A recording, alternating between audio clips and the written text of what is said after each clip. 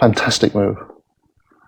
Now, of course, white can't take the pawn, and that would be immediately suicidal, because the black queen would come raging in, and that would be the end of the game immediately. Yes.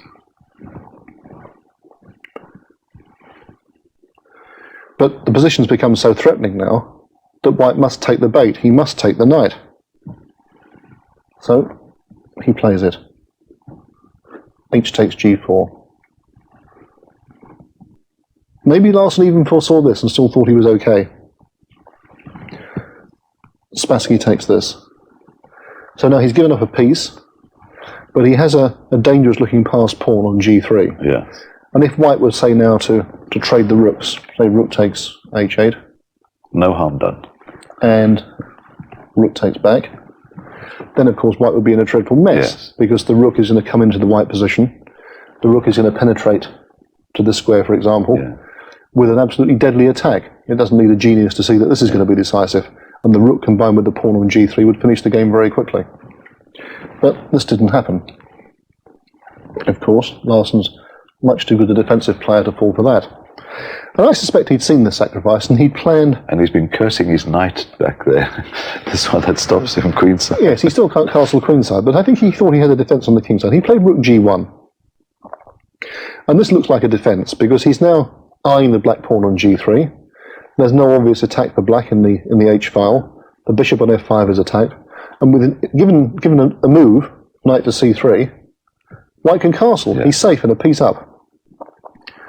And this is where we get the most fantastic move from Spassky, this unbelievable move, which just shocked me completely when I first saw it, and it's still hard to grasp.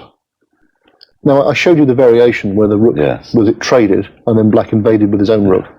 What Spassky did was, he did it anyway. He played rook to h1.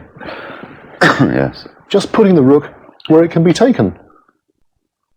Yes, at first sight it doesn't seem horribly threatening until you start looking at the implications. Yeah, but just giving up a rook like this, white has no choice. The pistol's at his head. He must take it. Rook takes h1. Can I ask a question there, Ray? Of course. Why doesn't he simply move his king over? If he moves the king over like this, then black is bringing in the queen, which is devastating. Yes. And you'll see variations like this occurring in the game.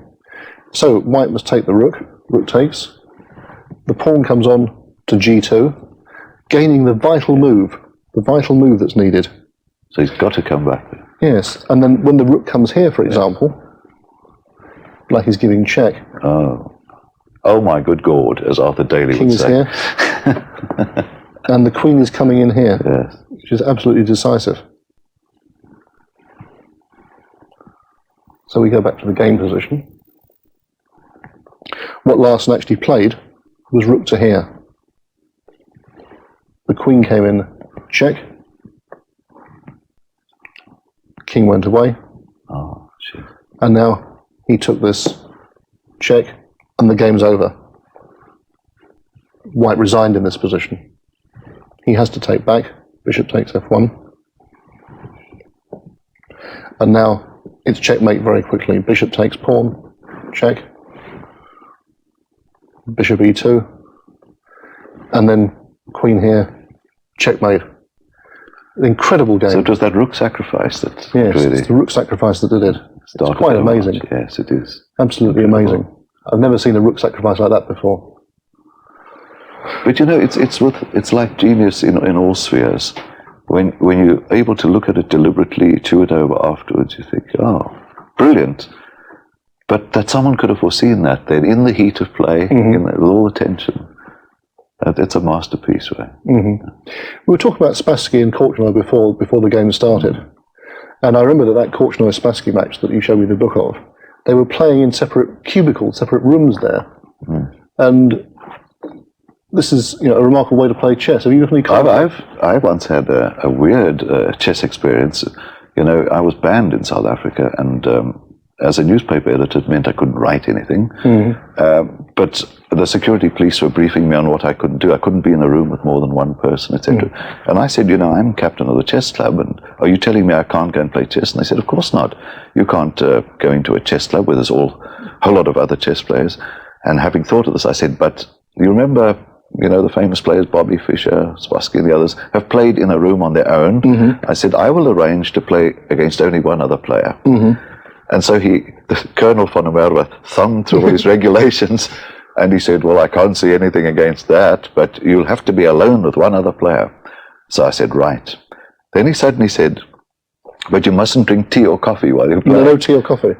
And it sounded so crazy. I said, but why? He said, well, the purpose of banning is to prevent a common social purpose with other people. And even if you're in a separate room, the other members of the chess club will be drinking tea or coffee. And this was so crazy. I remember saying to him, well, if I have Coke, would that be all right? And he just got angry with me. But you managed to end up playing chess in the separate room. Well, I did it twice, but it was actually so tense. These poor chaps, the other members, they didn't know if they were being watched by the police. So I ended up playing at home. They used to come up to the house and play me one at a time. Donald, that's a wonderful story. Thanks very much indeed. So there we've seen Spassky at his imaginative best. But of course his greatest challenge still lay ahead. In 1972, his challenger for the world title was a brash, unschooled genius from Brooklyn, Bobby Fischer. The two of them had met in the 1966 Olympiad, and their clash of style and temperament was to produce the most memorable headline news in the history of the World Championship.